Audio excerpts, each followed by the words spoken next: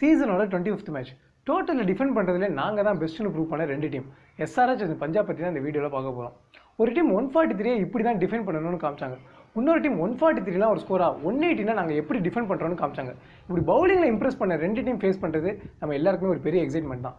பவுலிங்கில் ரெண்டு டீமே ஸ்ட்ராங்காக இருக்காங்க அண்ட் மேட்சும் ஹைதராபாத்தில் நடக்க போகுது. ஸோ பேட்ஸ்மேனுக்கு தான் இங்கே ப்ராப்ளமாக இருக்க போகுது. First SRH and Punjab last மேட்ச்லேருந்து என்னெல்லாம் பாசிட்டிவ் என்னெல்லாம் நெகட்டிவ்ங்கிறத பார்ப்போம். பஞ்சாப் சைடுன்னு பார்த்தா லாஸ்ட் மேட்ச்சில் கெயிலுக்கு ரெஸ்ட் கொடுத்துருந்தாங்க. அந்த மேட்ச்சில் கெயிலுக்கு ரெஸ்ட் கொடுத்தது ஒரு நல்ல ஆப்ஷன் தான். பிகாஸ் விளையாடி இருந்தாலும் பெருசாக இம்பாக்ட் இருந்திருக்காது. ஆனால் கெயிலுக்கு பதிலாக ஃபின்ச்சை ஓப்பனராக சூஸ் பண்ணது ஒரு பெரிய தப்பு. மயாங்க் அகர்வாலோட தான் இவங்க ஓப்பனராக போயிருக்கணும். ஃபின்ச் இவங்க பேட்டிங் லைனப்லேயே மிடில் ஆர்டரில் இருந்தால் தான் அது ஒரு பெட்டர் ஆப்ஷனாக இருக்கும். டெல்லி பவுலர்ஸ் கேப்டலைஸ் பண்ணிக்குவாங்க, கருண் நாயர் தான் பெட்டராக பெர்ஃபார்ம் பண்ணுவாருன்னு நாங்கள் ஏற்கனவே சொல்லியிருந்தோம். அதே தான் மேட்ச்லேயும் நடந்துச்சு. மற்றபடி எல்லா பேட்ஸ்மேன்ஸும் அடிச்சு அந்த 20 ரன்ஸ் இவங்களுக்கு ஒரு டீசென்டான டோட்டலாக கொடுத்துச்சு. பவுலிங்னு பார்த்தா ஸ்ரானை தவிர எல்லாருமே இனிஷியலாக ரொம்பவே இம்ப்ரெஸ் பண்ணாங்க. ஸ்ரானும் அவரோட ஃபைனல் ஓவரில் மற்ற எல்லா ஸ்பெல்லுக்கும் சேர்த்து பஞ்சாப்க்கு ஒரு பெரிய மொமெண்டமாக கொடுத்துட்டு போனார். டெல்லி பேட்ஸ்மேன்ஸ் நிறைய லூஸ் ஷாட்ஸ் சொன்னாங்க, அது எல்லாத்தையுமே பஞ்சாப் பவுலர்ஸ் கேப்டலைஸ் பண்ணிக்கிட்டாங்க.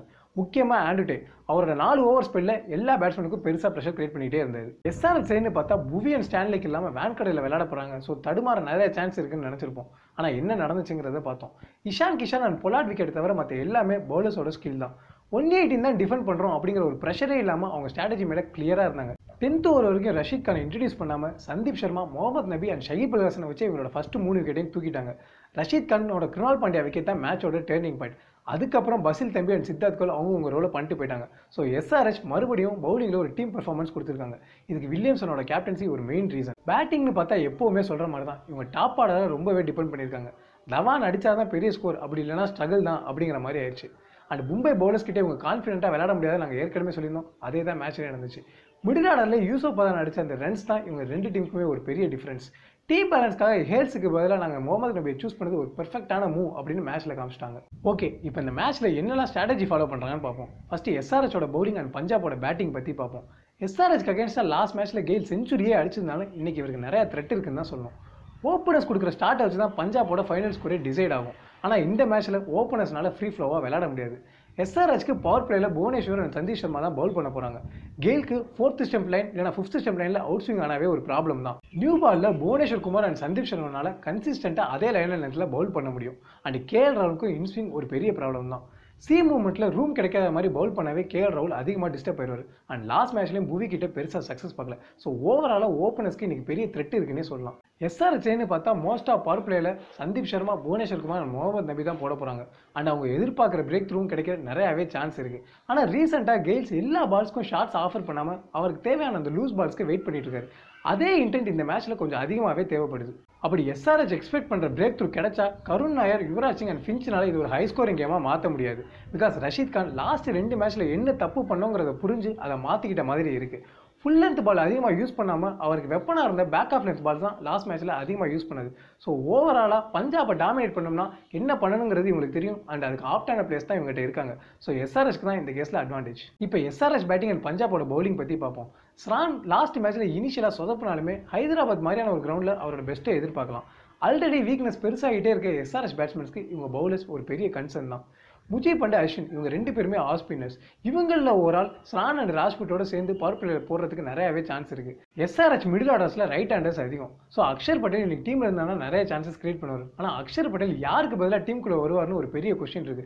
வில்லியம்சன் இது வரைக்கும் ஸ்பின்னர்ஸை ரொம்ப நல்லாவே ஹேண்டில் பண்ணுறாரு. ஆனால் ஃபாஸ்ட் பவுலர்ஸ்ட்டு அவர் விக்கெட்டை கொடுத்துட்டு போயிடுறாரு. ஸோ பஞ்சாப் அதே பவுலிங் போட போனாலுமே மோஸ்ட்டாக எல்லா பேட்ஸ்மேன்ஸ்க்குமே இன்னைக்கு த்ரெட் இருக்குது. மனிஷ் பாண்டே நல்ல பேட்ஸ்மேன் தான். ஆனால் மோஸ்ட் ஆஃப் த மேட்சஸ் ஹைதராபாத்தில் விளையாடுறது தான் இவருக்கு ஒரு பெரிய கன்சர்ன். இன்னைக்கு எஸ்ஆர்ஹெச் பேட்ஸ்மேன் டாமினேட் பண்ணோம்னா வழக்கம் போல தவான், சகா அண்ட் வில்லியம்சன் ஒரு லாங் இன்னிங்ஸ் விளையாடியே ஆகணும். டெத் ஓவர்ஸில் டை இருக்கிறதுனால இவங்க இனிஷியல் ஓவர்ஸ்லேருந்து ரன் ரேட்டை மெயின்டைன் பண்ணுறது தான் இவங்களுக்கு ஒரு பெட்டர் ஆப்ஷனாக இருக்கும். 2 டீம்லேயுமே நல்ல பேட்ஸ்மேன் நிறைய பேர் இருந்தாலும் இன்னைக்கு பவுலர்ஸ் தான் டாமினேட் பண்ண போகிறாங்க. அண்ட் ஈக்குவலாகவும் பெர்ஃபார்ம் பண்ணுவாங்கன்னு எதிர்பார்க்கலாம். எங்களோட பாயிண்ட் ஆஃப் வியூலேருந்து எஸ்ஆர்ஹெச்சில் பசில் தம்பி நல்லா பெர்ஃபார்ம் பண்ணியிருந்தாலும் புவனேஸ்வர் வரப்போ அவரோட பிளேஸை சாக்ரிஃபைஸ் பண்ணி தான் ஆகணும். மற்றபடி எந்த சேஞ்சும் தேவையில்லை. சப்போஸ் மில்லரோட போனாங்கன்னா 3 லெஃப்ட் ஹேண்டர்ஸ், அந்த இடத்துல நபியோட ரோல் ரொம்ப இம்பார்ட்டண்ட்டாகவே இருக்கும். இவரோட ஸ்கில், பவர் பிளேயில் போடுற எபிலிட்டி இதெல்லாம் வச்சு பார்க்குறப்ப டீமில் ஹேல்ஸ்க்கு பதிலாக இருக்கிறது தப்பே இல்லை. பஞ்சாப் சைடுன்னு பார்த்தா அக்ஷர் ஒரு நல்ல மூவாக இருக்கும். ஆனால் அந்த கேஸில் ராஜ்புட்க்கு அகேன்ஸ்டாக டிசிஷன் எடுக்க சான்ஸ் ரொம்பவே கம்மி. ஸோ பவுலிங்கில் எந்த சேஞ்சும் இருக்காது. கெயிலுக்கு இந்த மேட்ச்சில் ரெஸ்ட் கொடுத்தா ஃபின்ச் அண்ட் மில்லரோட போகிறது நல்ல மூவாக தான் இருக்கும். பிகாஸ் கெயிலுக்கு த்ரெட் அதிகமாக இருக்குது. பட் அதுக்கான சான்ஸும் ரொம்ப கம்மி. பிகாஸ் லாஸ்ட் மேட்ச்சில் செஞ்சுரி அடித்த மொமெண்டம் கண்டினியூ ஆக தான் பார்ப்பாங்க. ஸோ ஈதர் ஃபின்ச் இல்லைனா மில்லர் தான் டீமில் இருக்க போகிறாங்க. ரஷீத் கான் அண்ட் ஷஹீப் அல்ஹாசன் கிட்ட லெஃப்ட் ஹேண்ட் பேட்ஸ்மேன்ஸ் நல்ல ரெக்கார்ட் வச்சிருக்கிறதுனால மில்லர் கிட்ட நிறைய சான்ஸ் இருக்குது டீமில் இருக்க. மற்றபடி எந்த சேஞ்சும் தேவையில்லை. ஒவ்வொரு டீம்லேருந்து ஒரு பேட்ஸ்மேன் அண்ட் பவுலரை கீ பிளேயராக நாங்கள் சூஸ் பண்ணியிருக்கோம். SRH பார்த்தா பேட்டிங்கில் வில்லியம்சன். SRH டாப் 3 கான்ட்ரிபியூஷன் ரொம்ப முக்கியம். அதுலேயும் வில்லியம்சனோட விக்கெட் தான் கீ விக்கெட். கன்சிஸ்டன்சி ஃபார்ம்லாம் நல்லாவே இருந்தாலும் டாப் ஆர்டர் அண்ட் மிடில் ஆர்டரை கனெக்ட் பண்ணுற எபிலிட்டி இவர்கிட்ட தான் இருக்குது. அண்ட் லாங் இன்னிங்ஸ் விளாட்னா மட்டும்தான் SRH பேட்டிங் ஸ்ட்ராங்காகவே தெரியும். பவுலிங்கில் ரஷீத் கான். சந்தீப் சர்மா இனிஷியலாக கெயில் அண்ட் ராகுலுக்கு ப்ரெஷர் கிரியேட் பண்ணலைனாலும் ரஷீத் கான் தான் கீ பிளேயர்.